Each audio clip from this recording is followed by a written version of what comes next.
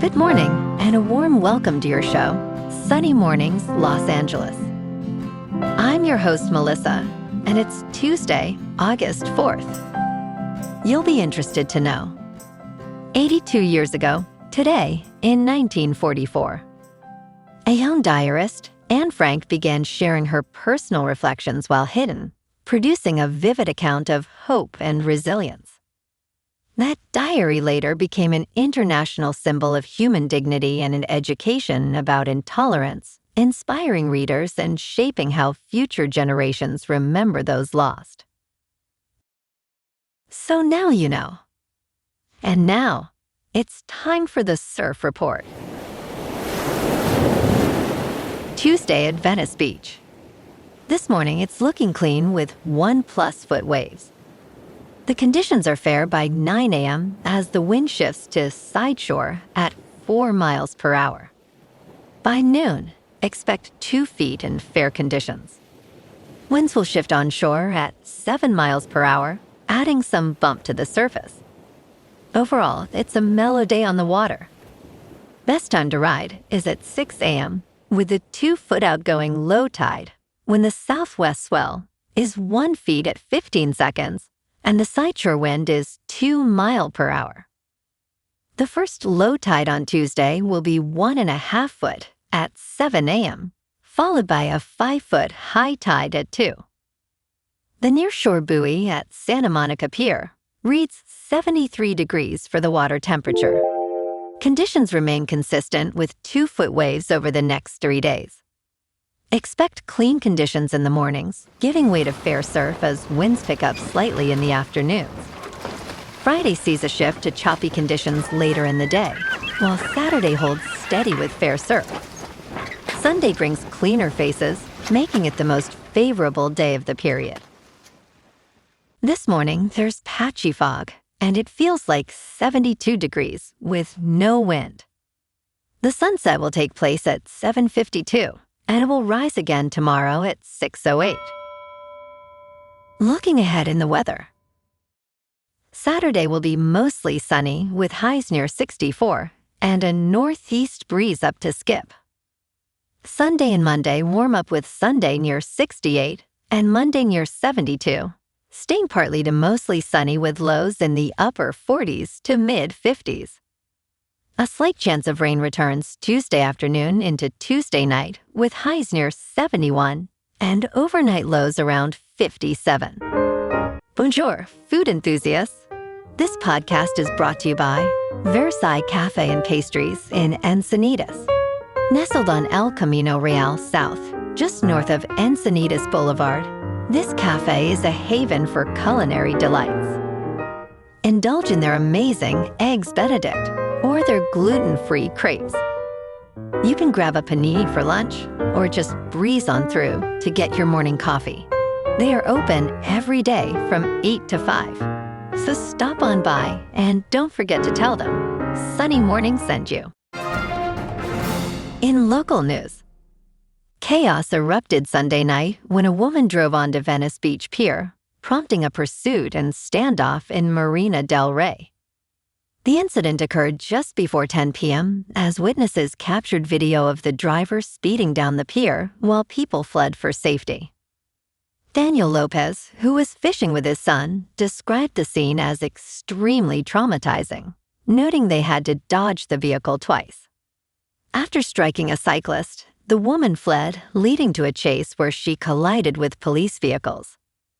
The pursuit ended at approximately 10:30 p.m., with the driver taken into custody and facing potential charges of assault with a deadly weapon and driving under the influence.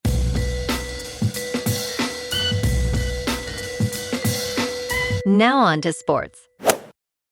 Major League Baseball's 2026 trade deadline concluded at 6 p.m. Eastern Time on Monday, resulting in numerous deals prior to the deadline.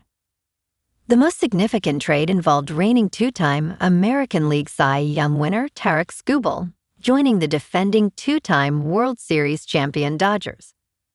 The Dodgers emerged as winners, adding a crucial pitcher to their rotation amid injuries. In contrast, the Brewers, while making sensible moves, missed a chance to enhance their postseason prospects. The Red Sox made headlines by acquiring Adley Rutschman, bolstering their lineup. The Yankees, however, failed to address key needs, leaving fans disappointed. The Cubs significantly improved their rotation, while the Orioles and Tigers faced criticism for trading star players despite being in the wild card hunt. Both the Giants and Mets capitalized on the sellers market, acquiring numerous prospects, while Mike Trout remains with the Angels during their rebuilding phase. In local sports, the Dodgers are desperate to snap a 4-game losing streak tonight in Chicago. They got shellacked at Wrigley yesterday, 10-5, with the Cubs smacking 4 home runs off Justin Robleski. Tommy Edman homered and drove in 3, but it wasn't nearly enough. Tonight, Tarik Skubal, that newly acquired 2-time Cy Young winner, takes the mound for LA in Game 2 of the series. The Cubs counter with Javier Assad. This is a critical moment. The defending champs can't fall further behind, and Skubal's arrival signals serious intent to chase back-to-back titles down the stretch. Meanwhile, the Lakers are facing a roster crunch before the season tips. With 16 guaranteed contracts on the books once Kevin Looney and Matisse Thybulle's deals become official, the team has to shed at least one player. League rules only allow 15 on the roster. That move has got to happen soon. On the bright side, Looney called LA his top free agent destination and is excited to play alongside Luka Doncic. Walker Kessler and Colin Sexton are already building chemistry at workouts. Rob Pelinka continues his pitch to Jonathan Kuminga, though bringing in another piece remains complicated. Over on the defensive side, the Chargers locked up safety Derwin James Jr. on a multi-year extension, keeping their anchor in place. In top news, Europe's hot, dry summer takes its toll with fires in France and Greece, and drought in the United Kingdom.